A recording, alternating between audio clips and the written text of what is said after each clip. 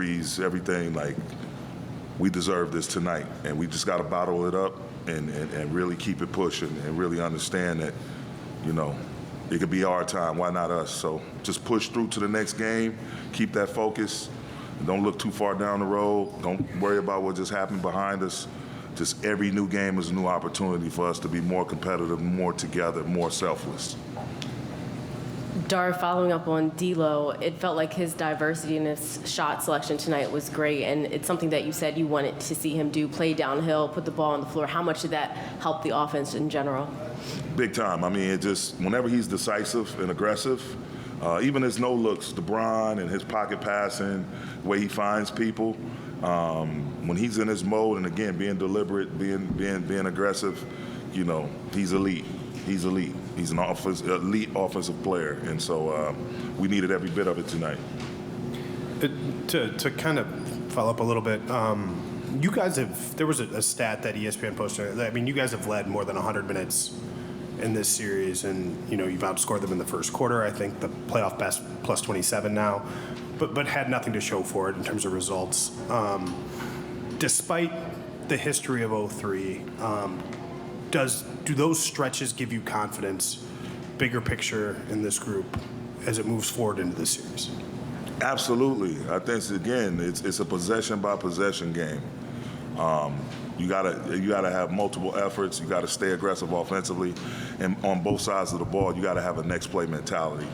You gotta move on to the next play. Good, bad, indifferent. Move on to the next play, and you gotta force the action, force the whistle. You can't go in there expecting for the whistle to save you.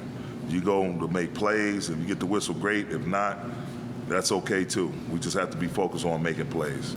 Darvin, kind of a two-part question. A, in the third quarter struggles compared to tonight when they cut it to 7, you guys pushed it back up to 15, 16. A, what did you like there? And B, before the game, you talked about living in the moment, not letting the situation get the better of you playing. So with that, what's the message moving forward as well? Not becoming stagnant. Just continuing with our pace, continuing getting stops. We got a bunch of dominant stops, and then we got some timely stops. They hit some tough shots, got some and ones. We didn't hang our head. We made sure we was organized going the other way, knowing what we wanted to get into and what group of players offensively we want to end the action. That was at a high level. The communication from Bron, AD, Lowe, everybody, the coaches, everybody just, again, was what we talked about yesterday in our film session, just being together, having that dialogue, guys understanding the moment, just being in the moment and leaning in with joy and not stressing the fear that a situation like this, win or go home, brings a lot of anxiousness, nervousness.